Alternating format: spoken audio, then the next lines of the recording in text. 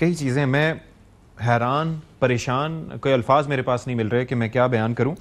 والدہ پینشنر ہیں، ٹھیک ہے، خود اسکالرشپ پہ پڑھا ہے، خود بھی لیکچرر ہے اور اہلیہ بھی پروفیسر ہے، اور ایک ایسا شخص جو ریاست سے مستفید ہو رہا ہو وہ وہاں پر جڑیں کاٹنے میں مصروف ہے. کیا کیا جائے؟ دیکھیں یہ انتہائی ایک تو افسوسناک امر ہے کہ گورنمنٹ کے پیسوں تو خود بھی انہوں نے پی ایچ ڈی کی، خود بھی گورنمنٹ کے پیسوں سے وظیفہ لیتے رہے، والد صاحب پینشن لے رہے ہیں گورنمنٹ سے، اور بیگم ان کی گریڈ 17 کی ملازمہ ہے.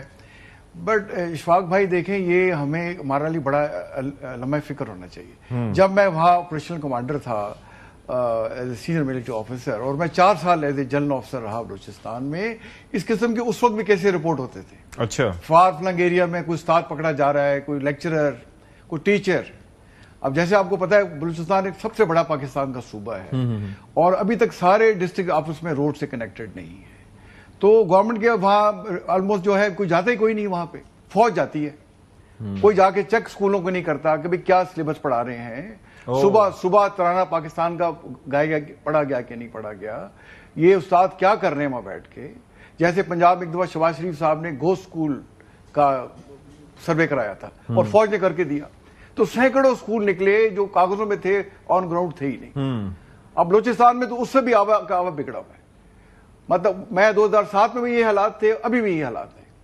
اور اب یہ جو Balochistan university of information technology, engineering and management sciences میں دیکھیں، پبلک سیکٹر یونیورسٹی ہے، اندر ایسے ایسے بلیک مول پڑے ہوئے ہیں. اور آپ دیکھیں یہ مانتا کیا ہے کہ میں 32 سوئسائڈ بامبر اس نے تیار کیے ہوئے تھے 14 اگست کے لیے.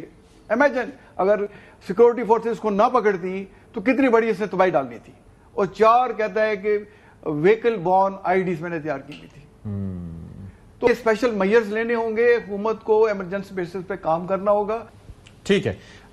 یہ جنرل صاحب یہ بڑا ایک چیلنجنگ ایک چیز ہے کہ یعنی کہ ایک بات بالکل صحیح کہ شاہد صاحب نے کہ ایک بندہ جو کہ پاکستان اسٹڈیز میں جس نے پی ایچ ڈی کیا ہو، اسکالرشپ پہ پڑھا ہو، اور وہ پڑھا بھی وہی سبجیکٹ رہا ہو، تو آپ یہ سوچتے ہیں کہ سب سے زیادہ ہم عام لوگوں سے زیادہ اس کے پاس معلومات بھی ہوں گی اور اس سے زیادہ وطن کا خیر خواہ اور کون ہو سکتا ہے، لیکن وہی جڑیں کاٹنے میں مصروف تھا.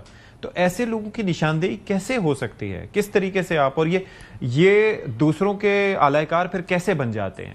دیکھیں یہ پاکستان سے بھی تنخواہیں لے رہے تھے، وظیفے لے رہے تھے، اور ساتھ میں ان کو ڈالرز مل رہے تھے.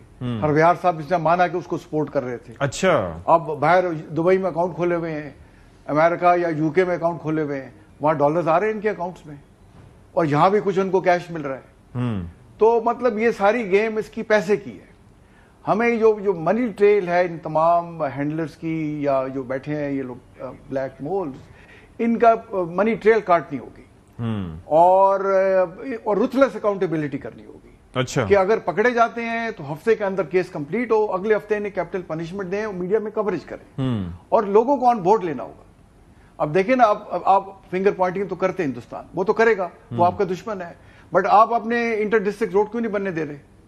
ہاں، آپ کیوں نہیں بننے دے رہے؟ وہ ہندوستان نے بنانی ہے، آ کے وہ آپ کی گورنمنٹ نے بنانی ہے. تو ڈیرا بگتی اور کولو ڈسٹرکٹ میں کیوں نہیں روڈ بن سکی ابھی تک؟ کیا وجہ ہے اس کی؟ اس سردار نہیں بننے دیتے. اچھا. اور اس سے ان کو کیا فائدہ ہے؟ ان کو اپنے علاقے میں کنٹرول ہے، اپنے علاقے میں وہاں جو معدنیات کی جو ذخائر اس پہ بیٹھے ہوئے بیٹھ کے. آپ دیکھیں بلوچستان کا چیف منسٹر اور جو ہے گورنر کون لوگ رہے ہیں؟ بلوچی رہے ہیں. آپ نام لے لیں، کوئی بڑا سردار جو ہے اس کی یا فیملی کا ممبر یا وہ رہا ہوگا چیف منسٹر یا وہ رہا ہوگا گورنر. کوئی پنجاب کا تو وہاں گورنر کبھی رہا ہی نہیں. وہ کس کے حقوق کی بات کرتے ہیں بیٹھ کے؟ اور جتنے سارے لوگ رپورٹڈ ہوئے ہیں 1200 سے 1500 ہیں، 15 ملین کی آبادی ہے، یہ 0.001% ہے. انہوں نے کیا حقوق کی بات کرنی ہے؟ تو ہمیں اپنے والے کام کرنے ہوں گے. ہمیں تمام بی ایریاز کو اے ایریاز بنانا ہوگا. ہم نے رuthless اکاؤنٹیبلٹی کرنی ہوگی. اور جو ججز ہیں، فیسیلیٹیٹر، ان کے خلاف ایکشن لیں. ہمارا ایسا قانون ہو کہ اگر گورنمنٹ بنانا چاہ رہی ہے بی ایریاز ٹو ایریا، وہ امن امان قائم کرنا چاہ رہی ہے. جن ججز نے ان کے خلاف سٹے دیا ہے اس کے خلاف ہماری جو وفاقی عدالتوں کو ایکشن لینا چاہیے. ایک اور چیز مجھے یہ بتائیے گا کہ یہاں پر جیسے کووڈ کے دنوں میں ہم نے ایک لفظ سنا تھا کلسٹر کا، یعنی کہ ایک بندہ کتنے لوگوں کو انفلٹریٹ یا متاثر کر سکتا ہے.